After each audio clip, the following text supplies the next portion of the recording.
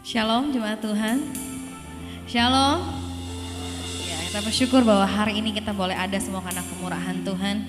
Mari siapkan hatimu untuk masuk dalam hadirat Tuhan. Terlalu besar Tuhan pengorbananmu di kayu salib bagi setiap kami tempat ini.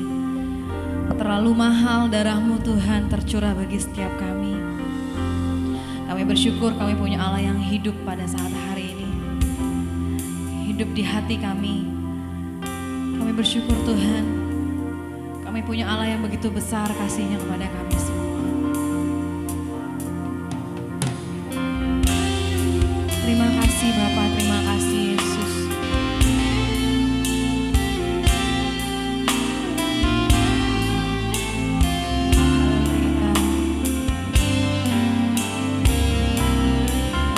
Pujilah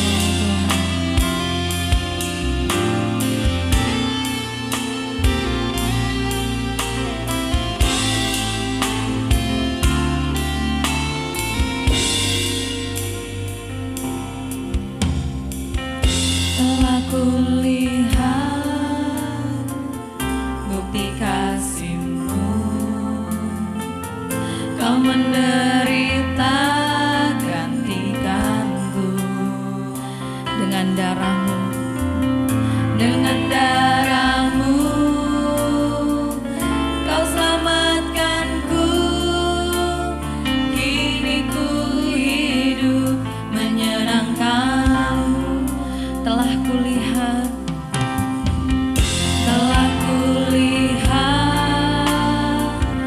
bukti kasih-Mu, Kau menderita gantikanku dengan darah-Mu Tuhan, dengan darah-Mu Kau selamatkanku. Kini ku hidup menyenangkan-Mu. Terlalu besar, terlalu besar kasih-Mu Bapa, pengorbanan yang Kau berikan bagiku.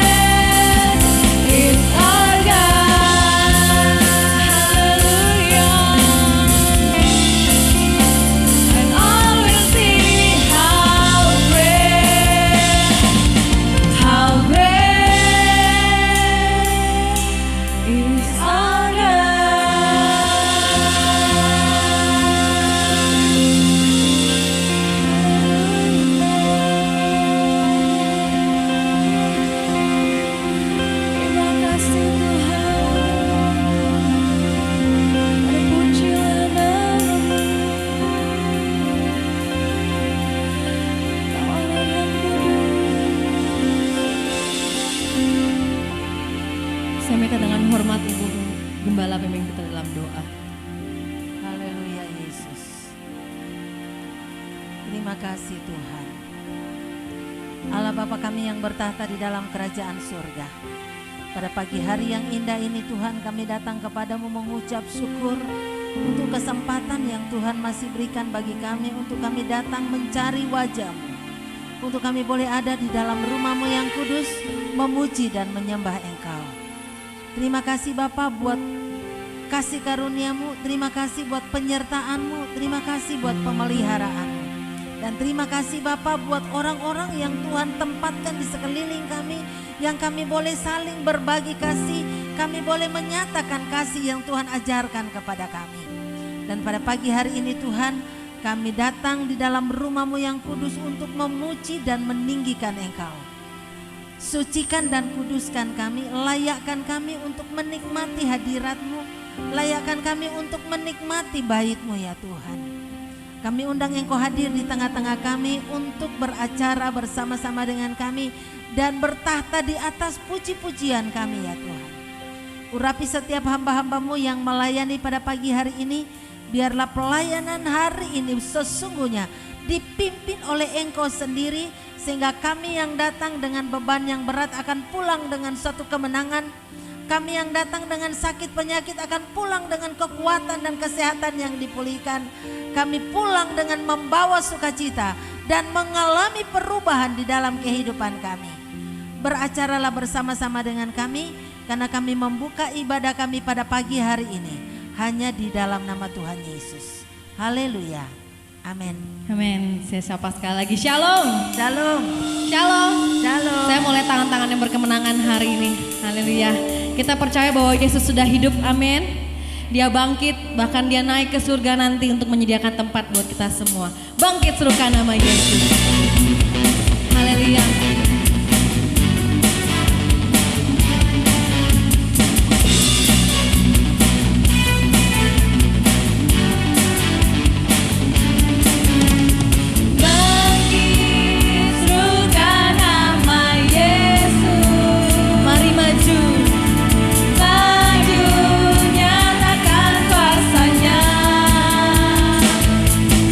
Kita buat iblis gemetar.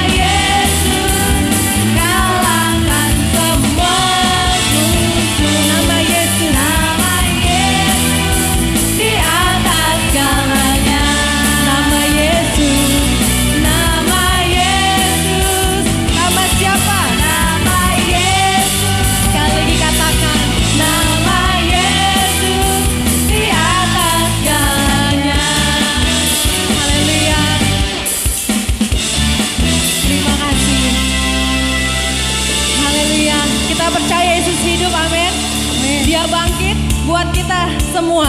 Yesus hidup, Dia bangkit, Dia naik ke surga, Dia naik ke surga, siapkan tempat bagiku. Yesus hidup, Dia bangkit, Dia bangkit. Maut telah dikalahkan, maut telah dipatahkan, kita jadi lebih dari pemenang. Sama-sama katakan Yesus hidup, Yesus hidup, Dia bangkit, Dia naik ke surga, siapkan tempat bagi. Yesus hidup, Yesus hidup, Dia bangkit, maut telah dikalahkan, maut telah dipatahkan, kita jadi lebih dari pemenang. Saya jadi lebih dari pemenang. Tunjuk sebelahnya, kamu jadi lebih dari pemenang. Haleluya. Terima kasih, saya duduk kembali. Ya. Mari siapkan hatimu untuk ditaburi oleh firman Tuhan pada saat pagi hari ini. Terima kasih Tuhan buat kasih-Mu yang sangat besar dalam kehidupan kami. Kami tahu Kau tak pernah meninggalkan kami Tuhan. Kami akan percaya perlindungan-Mu sempurna dalam setiap kehidupan kami. Engkaulah juru selamat kami, Yesus. Terima kasih Tuhan. Haleluya.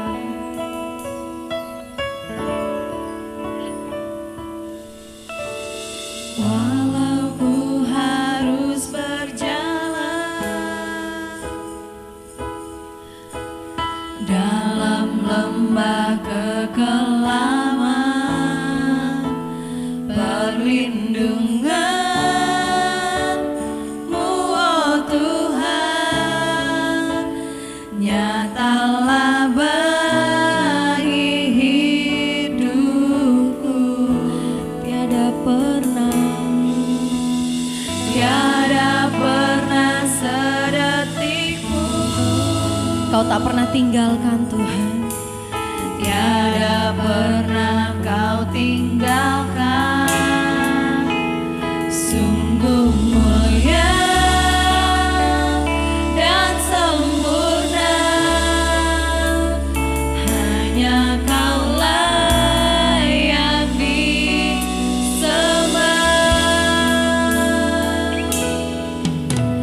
Yesus, Engkau juru selamatku, dalam janji-Mu kemenangan.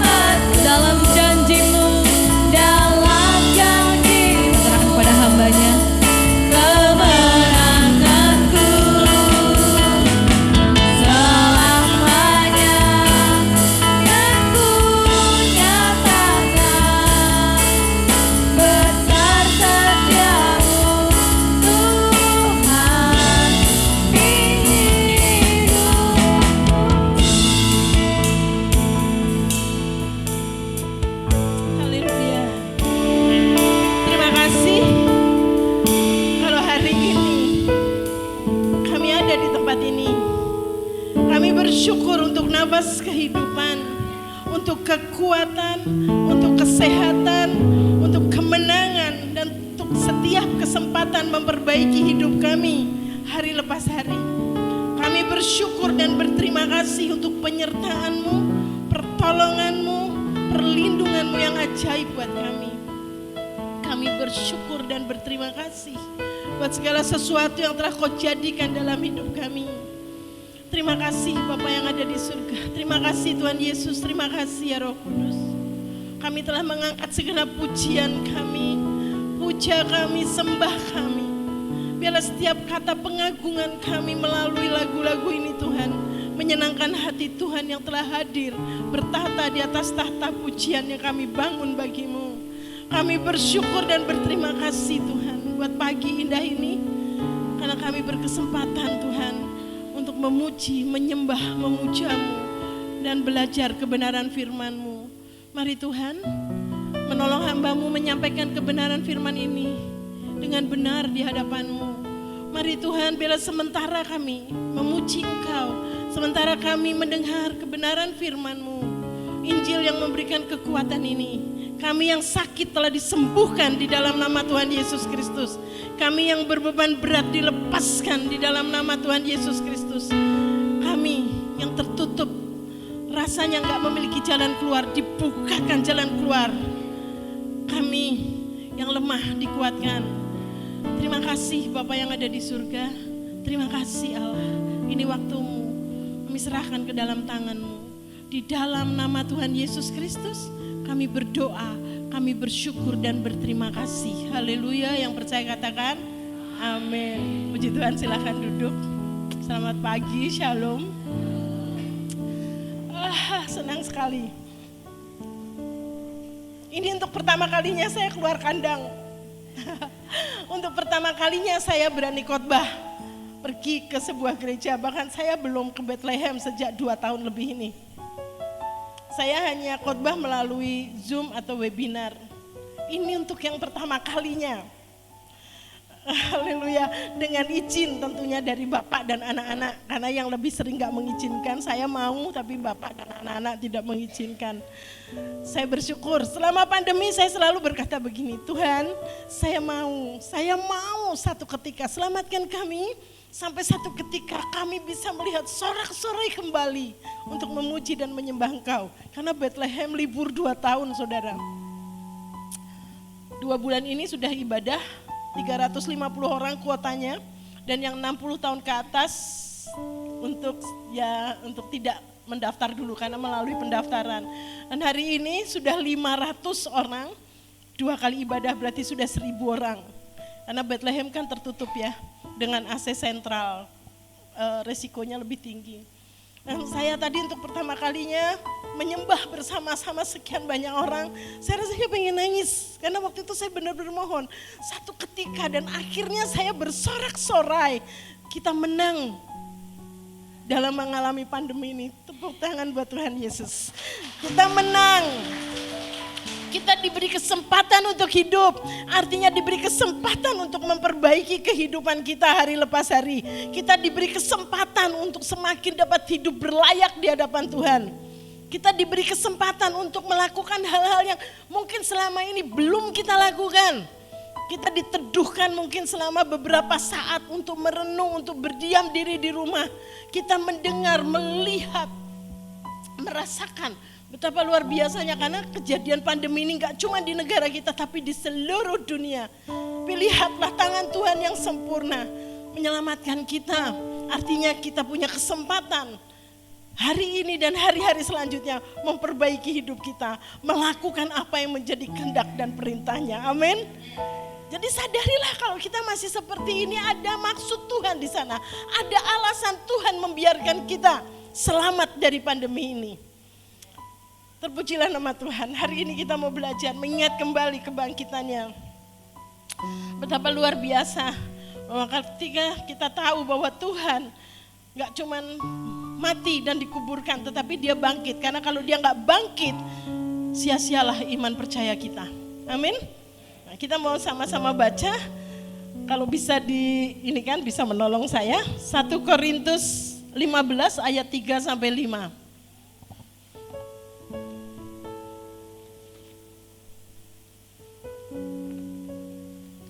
1 Korintus 15. Ternyata saya bertambah tua 2 tahun.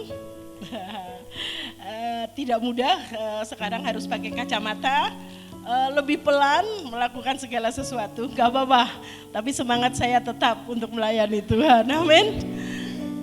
Sebab yang sangat penting telah kusampaikan kepadamu, yaitu apa yang telah kuterima sendiri, ialah bahwa Kristus telah mati karena dosa-dosa kita, sesuai dengan kitab suci. Lanjutnya, bahwa ia telah dikuburkan dan bahwa ia telah dibangkitkan pada hari yang ketiga sesuai dengan kitab suci. Bahwa ia telah menampakkan diri kepada Kefas dan kemudian kepada ke-12 muridnya. Saudara-saudara yang terkasih, coba kalau kita melihat, ada enggak rasul atau nabi yang mati dan kemudian bangkit dan juga hidup untuk selama-lamanya? Enggak ada. Cuma Tuhan kita, karena dia Tuhan, dia Allah, sehingga dia mati, dia menjadi manusia seperti kita, tetapi dia mati, dia bangkit, dan dia hidup untuk selama-lamanya. Setidaknya ada 7 atau 8 bukti bahwa Kristus itu sungguh-sungguh mati, bangkit, dan hidup untuk selama-lamanya. Yang pertama, kubur itu kosong. Kubur itu kosong dan tidak ada dia di sana, yang tergeletak kain kafan. Kalau kata orang-orang bahwa sebetulnya mayatnya Yesus itu dicuri, pasti sama kafan-kafannya dong. Gak mungkin kafannya tertinggal di sana. Yang kedua, itu dimeterai dengan satu batu besar dan batu itu terguling. Tidak mudah. Tetapi Yesus Kristus bangkit. Kain kafannya tertinggal di sana. Itu bukti yang pertama, dia sungguh bangkit dan hidup. Yang kedua, Yesus menampakkan dirinya selama 40 hari. Dia menampakkan dirinya berkali-kali kepada 2 orang muridnya yang berjalan ke Emmaus. Menampakkan diri kepada murid-muridnya yang lain. Artinya dia menyatakan dirinya bahwa dia bangkit. Bahkan ketika dia harus menunjukkan bekas lubang pakunya, dia membuktikan itu. Yang ketiga, bahwa dia bangkit, dia hidup. Kenaikannya ke surga disaksikan oleh 500, setidaknya 500 orang muridnya. Menyaksikan bagaimana dia naik ke surga. Itu membuktikan dia mati, dia bangkit, dan dia hidup. Yang keempat, ketika kemudian dia naik ke surga, kehidupan murid-muridnya diubahkan. Kehidupan murid-muridnya diubahkan karena dia yakin banget bahwa orang atau Tuhan yang dia sembah, guru yang dia sembah itu mati, bangkit, hidup dan naik ke surga, hidup untuk selama-lamanya. Karena mengerti itu, maka murid-muridnya percaya dan hidupnya diubahkan. Sampai di sini apakah kita percaya bahwa Yesus Kristus mati, bangkit pada hari ketiga, hidup dan kemudian naik ke surga, hidup selama-lamanya? Kalau saudara dan saya percaya, seharusnya kehidupan saya dan saudara juga diubahkan. Kesempatan hidup setelah melewati 2 tahun masa pandemi di seluruh bumi, itu sangat berharga buat saya. Sangat berharga. Siapa yang tahu? Siapa yang tahu? Kalau kita, di antara kita bahkan mungkin ada yang kehilangan saudara kita. Semuanya datang tiba-tiba. Tapi hari ini kalau kita masih hidup dan kita percaya dia mati, dia bangkit dan dia hidup untuk selama-lamanya. Ada di surga menyiapkan tempat bagi kita. Seperti yang kita nyanyikan. Artinya harusnya hidup kita diubahkan. Yang kelima, ketika Tuhan Yesus, murid-muridnya percaya bahwa Yesus Kristus mati, bangkit, hidup untuk selama-lamanya, naik ke surga, murid-muridnya mulai membangun gereja. Dimulainya gereja Gereja adalah kita, kelompok orang-orang percaya. Kisah para rasul menjelaskan, ada kelompok orang-orang percaya. Kita semua ini, gereja mulai bangkit. Pasti atas keyakinan bahwa sungguh Tuhan Yesus itu bangkit. Dia hidup, dia naik ke surga, disaksikan murid-muridnya dan dia ada di sana. Yang nantinya akan bersama-sama dengan kita atau kita akan bersama-sama dengan dia. Selanjutnya, apa yang membuktikan bahwa Yesus mati, bangkit dan hidup? Ibadah hari Sabat pada zaman itu orang Yahudi berubah menjadi hari Minggu. Karena hari Minggulah Tuhan Yesus dibangkitkan. Dari Jumat kematiannya, Minggu hari ketiga dia bangkit. Itu sebabnya di seluruh dunia kita mulai dengan yakin hari Minggu adalah harinya di mana kita beribadah. Diubah Sabat, tidak mudah merubah Sabat menjadi hari Minggu. Yang ketujuh, Alkitab Perjanjian Baru kemudian ditulis oleh para muridnya yang menjadi saksi hidup pada waktu itu. Bagaimana dia mengiring Kristus, bagaimana dia melihat waktu Yesus Kristus menyembuhkan orang sakit, mengusir setan, bagaimana memberi makan 5.000 lebih orang, bagaimana dia membangkitkan Lazarus yang sudah mati, dan bagaimana dia naik ke atas kayu salib. Dia mati, dia bangkit, dan hidup. Waktu murid-muridnya melihat ini semua, maka mereka menuliskannya di dalam Perjanjian Baru. Tadinya Alkitab hanya Taurat, hanya Perjanjian Lama. Tapi keyakinan, bukti bahwa Kristus betul-betul bangkit dan hidup selama-lamanya, ditulisnya Perjanjian Baru. Yang hari ini sangat kita yakini bahwa Injil adalah kekuatan Allah. Amin. Yang terakhir, yang ke-8, sampai hari ini, karena dia mati, dia bangkit, dia hidup untuk selama-lamanya, dia ada di surga. Bahkan dia memberikan Roh Kudusnya buat kita yang masih ada di bumi ini. Mujizat masih terjadi. Amin. Tepuk tangan untuk Tuhan Yesus Kristus. Apakah dengan setidaknya 8 bukti ini saudara masih gak yakin? Saudara masih gak berani menceritakan bahwa Yesus Kristus itu Tuhan? 8 hal, kalau mau kita cari lagi masih banyak bukti itu semua. Tapi hari ini kita belajar 8 hal ini. Apakah 8 hal penting ini gak membuat kita semakin yakin bahwa dia sungguh-sungguh ada? Karena mujizat sampai hari ini masih ada. Lihat, kalau kita masih hidup di tengah pandemi, satu virus yang gak kelihatan. Ada orang bilang, saya jaga prokes, saya seperti ini, tapi tetap kena. Kita yang diam di rumah, tiba-tiba mungkin anak kita pulang. Kita gak pernah tahu. Dan tiba-tiba anak kita membawa virus dan serumah kena semua. Dan beberapa orang kemudian meninggal. Siapa yang tahu? Tapi lihatlah, hari ini kalau kita masih hidup, bukankah ini mujizat? Bukan ada alasan Allah membiarkan kita, memberi kesempatan kepada kita untuk kita melewati pandemi ini yang bisa kita ceritakan kepada anak-anak keturunan kita semua. Bahwa kita juga melewati masa-masa sulit, masa-masa gelap di seluruh bumi. Jutaan orang mati. Kalau kita masih hidup, pasti ada alasan Tuhan di sana. Hari ini, tengah-tengah kebangkitannya, kalau kita sudah percaya, melihat ada sebegitu banyak bukti bahwa dia mati, dia bangkit dan hidup untuk selama-lamanya. Harusnya kita berubah seperti para murid.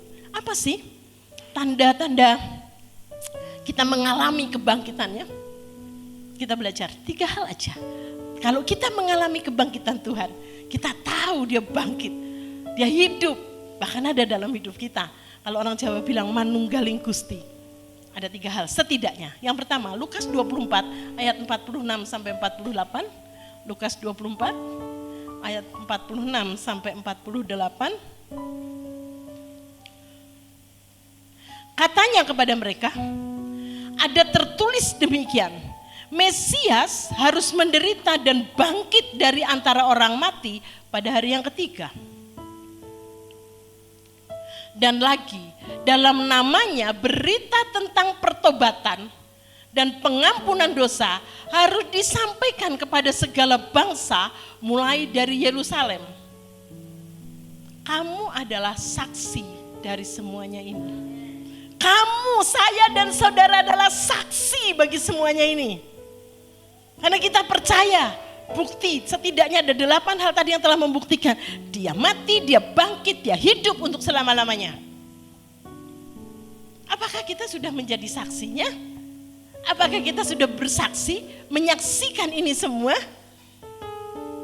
Saya senang kalau ada tugas untuk melayani pada kebangkitan, karena saya sedang bersaksi, menyaksikan iman percaya saya. Saya percaya dia bangkit, dia hidup untuk selama-lamanya, dia ada di surga untuk nantinya menjemput kita. Kita akan bersama dengan dia.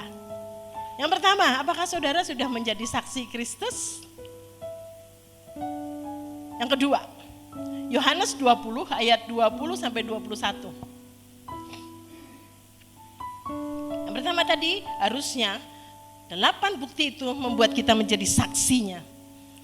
Yang kedua, Yohanes 20 dan sampai 21. Dan sesudah berkata demikian, ia menunjukkan tangannya dan lambungnya kepada mereka, murid-murid itu. Kepada mereka. Murid-murid itu bersuka cita ketika mereka melihat Tuhan. Maka kata Yesus sekali lagi, damai sejahtera bagi kamu. Sama seperti Bapa mengutus aku, demikian juga sekarang aku mengutus kamu. Apakah saudara siap diutus? Enggak pergi-pergi jauh-jauh. Aku mengutus kamu untuk memberitakan kabar baik bahwa ada surga, ada tempat yang telah disiapkan dia di sana. Kabar baik bahwa dosa diampuni. Kabar baik bahwa mujizat masih terjadi sampai hari ini. Kita diutus untuk itu. Harusnya ketika kita mengalami hal seperti ini, kita diingatkan, kita masih tetap hidup. Ada reason, ada alasan Allah membiarkan kita, mengizinkan kita, memperkenankan kita hidup. Kita harusnya menjadi saksi, kita siap untuk diutus. Yang ketiga, diutus. Sebentar, diutus dulu. Kita kadang-kadang gak merasa sedang diutus. Karena kita gak sadar bahwa aku mengutus engkau. Itu gak benar-benar kita pahami dalam hati kita. Tahu nggak waktu murid-murid dikatakan kamu akan diutus? Kita lihat contoh-contohnya aja dulu ya. Andreas itu pergi ke Yunani. Muridnya yang bernama Andreas langsung pergi ke Yunani. Dengan keyakinan iman. Karena dia tahu aku harus menyaksikan ini kepada orang-orang di Yunani. Kalau kita lihat sejarahnya. Kemudian Matius itu pergi ke Yerusalem. Kemudian Petrus itu pergi ke Roma, yang akhirnya waktu dia harus pergi, Petrus yang bahkan pernah menyangkali Yesus, Kristus pergi dengan keberanian, dia pergi mengabarkan berita kesukaan tentang Yesus Kristus ke Roma, yang akhirnya dia disalibkan terbalik. Kalau kita yakin Kristus itu mati, bangkit dan hidup, dan dia ada bersama dengan kita, kita pasti rindu sekali untuk menjadi saksi. Kita mau diutus. Gak usah saudara pergi ke Roma, gak usah saudara pergi Yerusalem. Diutus ke tetangga saudara, ke saudara-saudara. Menyaksikan hari ini cerita. Aku suka cita banget, karena hari ini aku tahu Tuhan, Yesus Kristus itu Tuhan. Bukan rasul, bukan nabi, yang mati dan gak bangkit lagi. Tapi dia mati, dia bangkit. Dia hidup selama-lamanya. Buktinya apa? Tadi ada 8 bukti. Kuburnya kosong, kafannya ditinggal di situ. Kalau dia dicuri orang, sekafan-kafannya dong. Cerita aja. Ya kan? Dan mujizat masih terjadi. Kemudian Markus pergi ke Mesir. Bayangin, berani banget kan? Harusnya kalau kita percaya, hari ini kita punya keberanian. Saya juga mulai punya keberanian. Saya sebetulnya berani. Tapi saya gak mau melukai atau membuat anak-anak dan bapak khawatir. Iya, kalau saya tanya, aku diundang sana. Tatap muka jangan dulu deh ya. Kalau Zoom boleh. Saya dibikinkan tempat untuk khusus, saya bisa webinar, bisa zoominar. Ini tempatnya gini, di sini aja. Kan masih bisa khotbah mereka. Tapi saya berani, saya tahu. Sampai hari ini saya senang sekali, saya bilang sama Bu Lina, waktu saya bilang Bu Lina bisa ya Bu Made, udah boleh keluar. Saya tanya Bapak dulu, dan Bapak bersedia, saya mau. Anak saya bilang sama anak-anak, anak saya juga ada di rumah hari ini, boleh deh mah, boleh, tapi jaga prokes. Oke, boleh. Pasti punya keberanian. Nathanael, dia pergi ke Asia kecil. Saudara tahu nggak kenapa kita harus menjadi saksi dan kita mau diutus untuk memberitakan ini? Dikatakan oleh penulis buku Reinhard Bonnke, ya, dia bilang gini, nulis gini, setiap hari ada 35.000 sedikitnya. Tapi Reinhard Bonnke itu hidup tahun kapan? Jauh di abad keberapa? Reinhard Bonnke nulis. Nah, 35.000 orang mati tanpa mengenal Kristus. Itu sebabnya Tuhan bilang, jadi saksi, ceritakan. Loh kalau mereka mau percaya, puji Tuhan. Enggak mau percaya, ya puji Tuhan. Setidaknya kita sudah melakukan tugas dan bagian kita. Amin. Sebentar saudara pulang, saudara mesti cerita-cerita hari ini adalah hari kebangkitannya. Oke. Selanjutnya, waktu kita diutus, waktu kita diperintahkan untuk menjadi saksi, Tuhan nggak biarkan kita sendiri. Kenapa murid-murid kemudian menjadi sangat berani? Karena Kisah 1 ayat 8 sampai 9. Kisah Para Rasul 1 ayat 8 sampai 9 dikatakan begini. Oh, ini pas sudah dibuka. Oke. Tetapi kamu akan menerima kuasa kalau Roh Kudus turun ke atas kamu dan kamu akan menjadi saksiku di Yerusalem dan di seluruh Yudea dan Samaria dan sampai ke ujung bumi. Kita nggak dibiarkan kok sendiri. Lanjutnya, bahwa dikatakan sesudah ia mengatakan demikian, terangkatlah ia disaksikan oleh mereka dan awan menutupnya dari pandangan mereka. Artinya kita nggak dibiarkan, saudara nggak perlu takut, saudara mesti punya keberanian bahwa inilah kesempatan hidup kedua setelah pandemi. Ada Roh Kudus yang akan memberikan keberanian. Ada Roh Kudus yang memberikan karunia kita, membuat kita bisa berkata-kata, membuat kita bisa mengajar, membuat kita bisa bersaksi. Kita diperlengkapi dengan Roh Kudus. Bukan hanya karunia Roh Kudus saja, tapi ada kuasa yang akan menyertai kita. Nah, bagaimana kemudian caranya Bu Made? Kalau saya harus bersaksi, mudah. Saudara hanya ceritakan pengalaman hidup saudara bersama Tuhan. Selama ini saudara akan pernah ditolong oleh Tuhan. Saudara pernah menerima berkat dari Tuhan. Saudara mendengar kebenaran firman Tuhan. Saudara mengerti, tadi sudah belajar 8 bukti bahwa dia mati, bangkit dan hidup untuk selama-lamanya. Saudara cerita aja. Cerita biasa aja pengalaman hidup saudara. Mujizat yang sudah saudara terima. Ada banyak hal. Cukup itu aja, saudara sudah melakukan, saudara sudah bersaksi, dan saudara sudah melakukan karena saudara diutus oleh Tuhan. Itu saja yang saudara lakukan. Sebentar saudara pulang, ingat kalau kita masih hidup hari ini, menang atas pandemi, ada maksud Tuhan di sana. Saya mau menutup khotbah ini dengan satu perkataan Tuhan yang rasanya benar gak sih Tuhan? Tapi ini Yesus yang bersabda.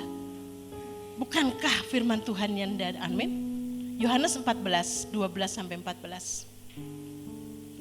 Yohanes 14, 12, 14. Ini sebetulnya luar biasa banget. Tapi mungkin jarang dibaca. Apalagi kalau saudara gak pernah baca firman Tuhan. Saudara gak akan pernah tahu ini. Sesudah ia, Yohanes 14. Yohanes 14. Oke. Aku berkata kepadamu, Tuhan Yesus, sesungguhnya barang siapa percaya kepadaku, saudara percaya kepada Tuhan Yesus? Lihat ini. Ia akan melakukan juga pekerjaan-pekerjaan yang aku lakukan. Bahkan pekerjaan-pekerjaan yang lebih besar daripada itu. Sebab aku pergi kepada Bapa. Lihat. Kalau kita percaya kepada Yesus, maka kita akan melakukan pekerjaan-pekerjaan besar. Amin. Pekerjaan-pekerjaan besar. Bahkan lebih daripada yang aku kerjakan. Terus saya bertanya, saya pernah merenungkan firman ini dengan ketidakyakinan. Yakin Tuhan, bisa melakukan. Saya merenung, saya ingat apa ya yang Tuhan lakukan. Oh, Tuhan menyembuhkan orang sakit. Oh iya, aku pernah loh berdoa, menumpangkan tangan buat satu orang, dan benar ya, orang itu sembuh. Bukankah itu yang dilakukan Yesus? Kita diberi kuasa ketika Roh Allah memenuhi kita. Ketika kita penuh oleh Roh Kudus, kita punya kuasa. Kita bisa melakukan apa yang dilakukan Yesus. Bukankah kita berdoa menumpangkan tangan atas orang sakit dan orang sakit sembuh? Hai, saudara seperti nggak percaya. Saya merenung. Bukankah saya juga pernah ada orang bilang tuh di rumah saya seperti ada gangguan. Orang lihat di situ ada kuntilanak. Saya diundang ke sana, oke, tunggu ya. Saya hari Jumat kesini lagi, saya puasa dan saya menengking itu dan orang itu bisa bersaksi, ya loh Bu Made, udah nggak ada lagi. Bukankah saya juga mengusir setan? Bukankah itu juga dilakukan Tuhan? Dan Tuhan berjanji, Engkau akan melakukan apa yang aku lakukan, bahkan lebih besar dari itu. Mana yang lebih besar Tuhan? Saya ingat, saya merenung banyak. Belasan tahun sel group dan kemudian berubah menjadi live group ada di rumah saya. Belasan tahun nggak pindah-pindah. Saya senang, saya diberkati Tuhan, rumah yang lumayan besar.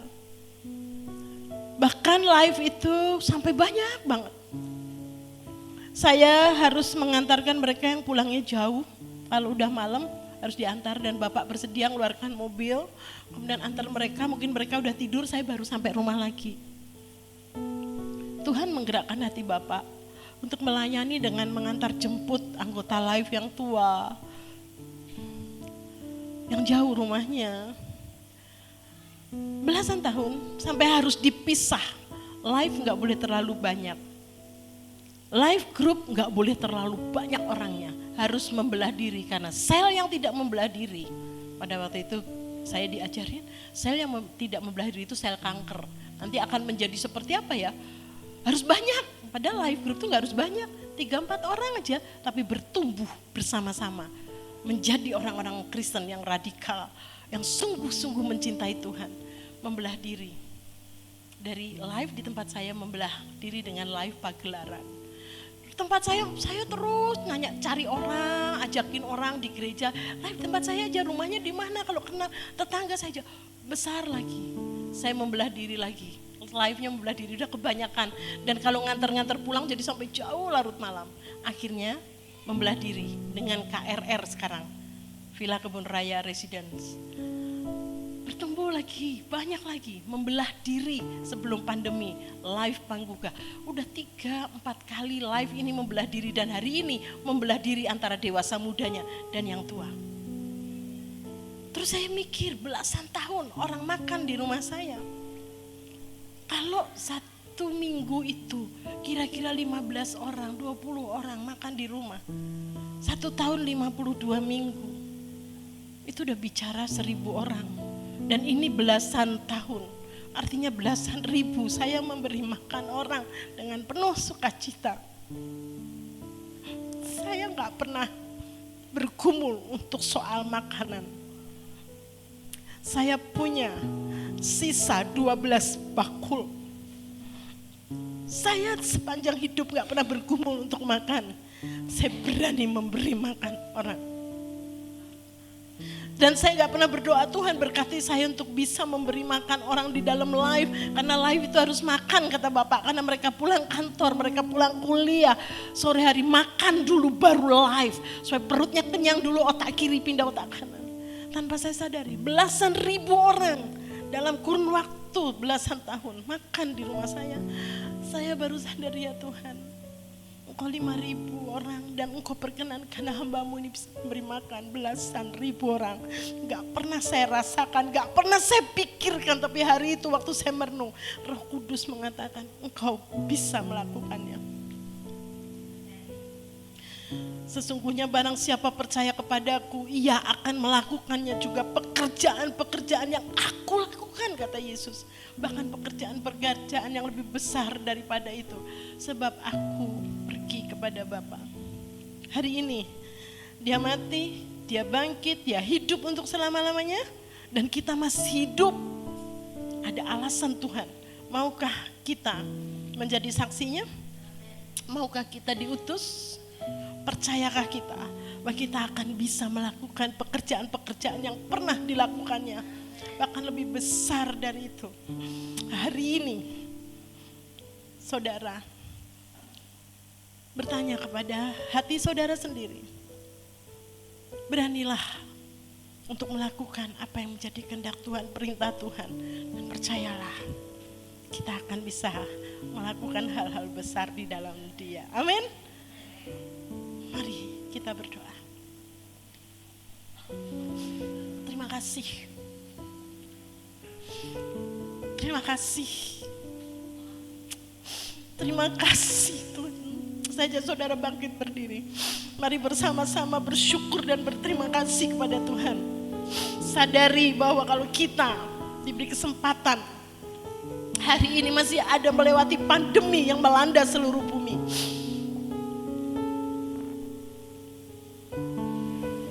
Ada maksud Tuhan. Hari ini kita merayakan kebangkitannya. Saya berharap firman Tuhan hari ini menyentuh hati saudara untuk semakin percaya, diteguhkan Tuhan untuk percaya. Haleluya. Terima kasih Bapa yang ada di surga. Terima kasih Tuhan Yesus, terima kasih Roh Kudus. Kau mengingatkan kami bahwa sungguh Engkau Tuhan dan Allah kami, Kau penebus dan juru selamat kami. Kami percaya Engkau ada di tengah-tengah kami. Kami percaya Engkau telah memberikan kuasa melalui Roh Kudus-Mu dalam hidup kami. Tuhan, ini kami semua. Tuhan, mari Tuhan, sentuh hati kami. Jadikan kami berani. Berikan kami hikmat untuk berkata-kata.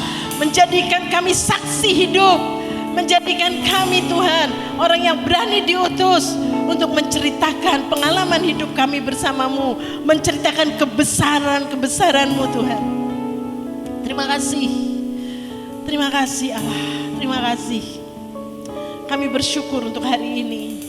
Kami percaya sebentar kami pulang, kami diubahkan. Sebentar kami pulang, kami memiliki keberanian dan hikmat untuk bersaksi tentang Engkau Tuhan melalui kehidupan kami. Mari Tuhan, kami menyerahkan umat-Mu di tempat ini. Nyatakan mujizat-Mu, nyatakan Allah, nyatakan mujizat-Mu Tuhan, nyatakan keajaiban-Mu Tuhan dalam kehidupan umat-Mu di tempat ini.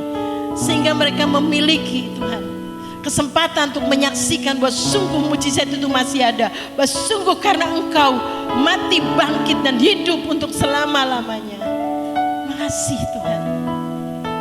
Terima kasih Allah.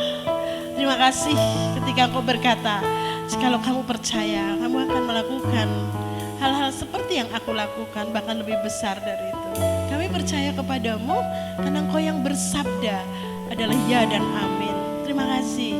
Jadikan itu dalam kehidupan kami. Jadikan itu Tuhan. Jadikan itu, kami rindu. Kami sangat rindu. Terima kasih Allah. Hamba-Mu berhenti berbicara. Biar Roh Kudus akan terus berbicara dalam hati umat-Mu di tempat ini. Di dalam nama Tuhan Yesus Kristus kami berdoa, kami bersyukur dan berterima kasih. Haleluya, yang percaya katakan amin. Puji nama Tuhan. Shalom, puji Tuhan. Saudara diberkati. Mari kita akan mengakhiri ibadah kita pada pagi hari ini. Saya undang saudara sekali lagi untuk bangkit berdiri. Kunaikan syukur padamu Yesus.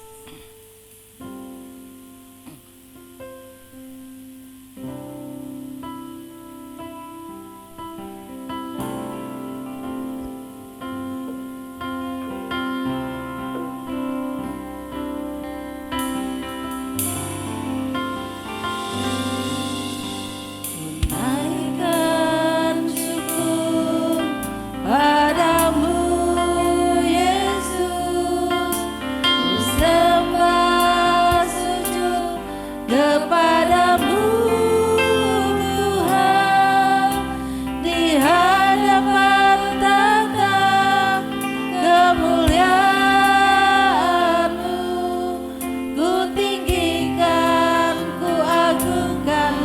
selamanya.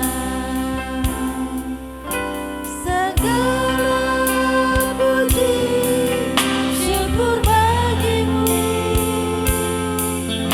ku tinggikan namamu selalu, kemuliaan hanya bagimu.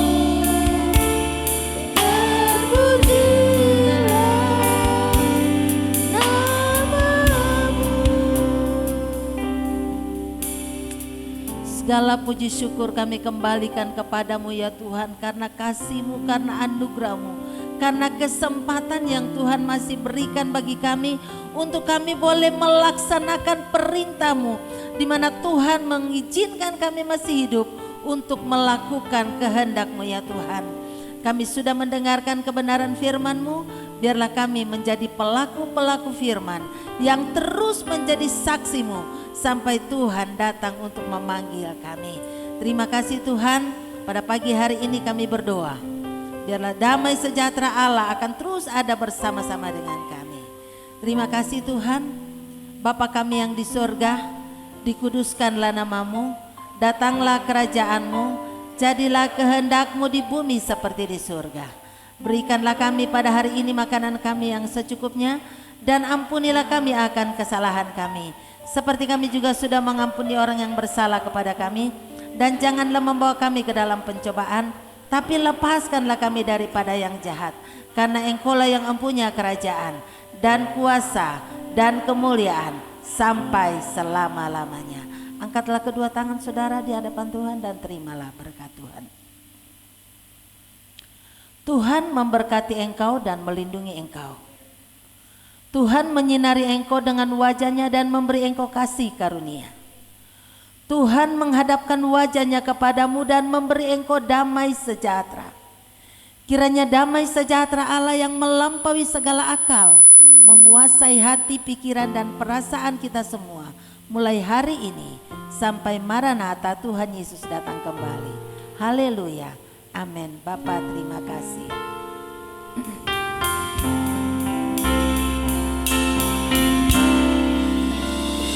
Bapa terima kasih. Bapa terima kasih. Bapa di dalam surga, ku berterima kasih. Amin. Selamat pagi, silakan duduk.